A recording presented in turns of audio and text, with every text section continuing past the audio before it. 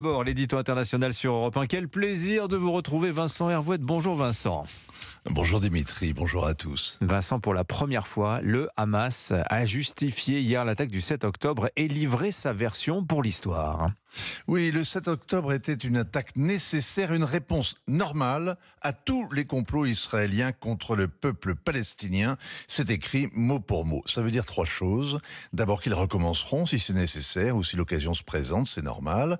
Secondo, ils plaident la légitime défense, la Libye habituelle des terroristes, même quand ils ouvrent délibérément les portes de l'enfer avec un massacre de masse et des centaines d'enlèvements. Les islamistes palestiniens ont dynamité la paix d'Abraham, la normalisation entre Israël et ses voisins arabes. Ils ont provoqué cyniquement la guerre, mais ils se présentent en victimes du complot, l'éternel complot sioniste. Tertio, on les attendait sur la sauvagerie de l'opération. Le sort réservé aux familles des kibboutz, aux participants du festival de musique, le bain de sang, les tortures, les viols collectifs, les petits-enfants fracassés, les femmes éventrées, la razzia, l'abominable pogrom avant les enlèvements.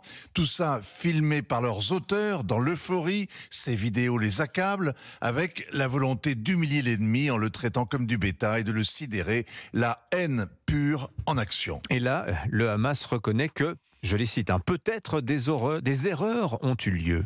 Oui, des erreurs, peut-être. Ils n'ont pas encore vérifié. Mais ils ajoutent que le chaos provient de l'effondrement soudain de l'appareil sécuritaire et militaire israélien. Décidément, c'est toujours la faute des Juifs.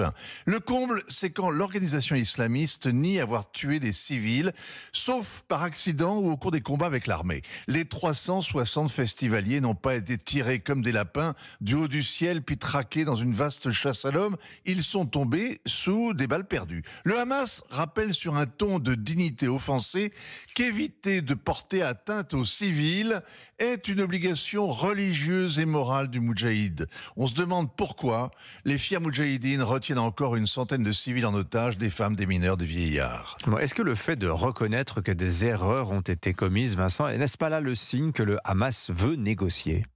On pourrait le soutenir s'il était sur le point de craquer. Ce n'est pas le cas. En 15 semaines, Israël a détruit Gaza mais n'a pas anéanti le Hamas. Sur le plan militaire, il lui reste au moins un tiers de ses combattants, la moitié du métro de Gaza, 132 otages et la capacité de continuer à bombarder le sud d'Israël. Sur le plan de la propagande, ces mensonges prospèrent. Ce week-end, des dizaines de milliers d'Européens ont défilé pour arrêter le génocide en Palestine. C'était le slogan. Le Premier ministre espagnol les a applaudis.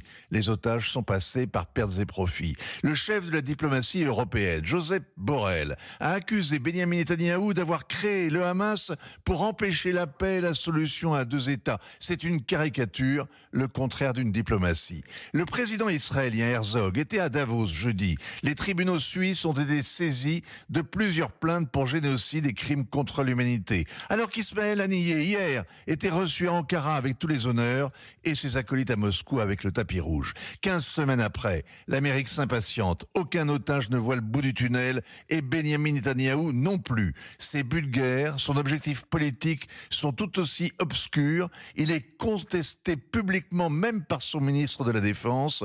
Israël est seul, pire qu'au premier jour. On dira même qu'Israël est coincé, enfermé au 7 octobre. Signature Europe 1, Vincent Hervouet. Merci beaucoup Vincent. 7h45.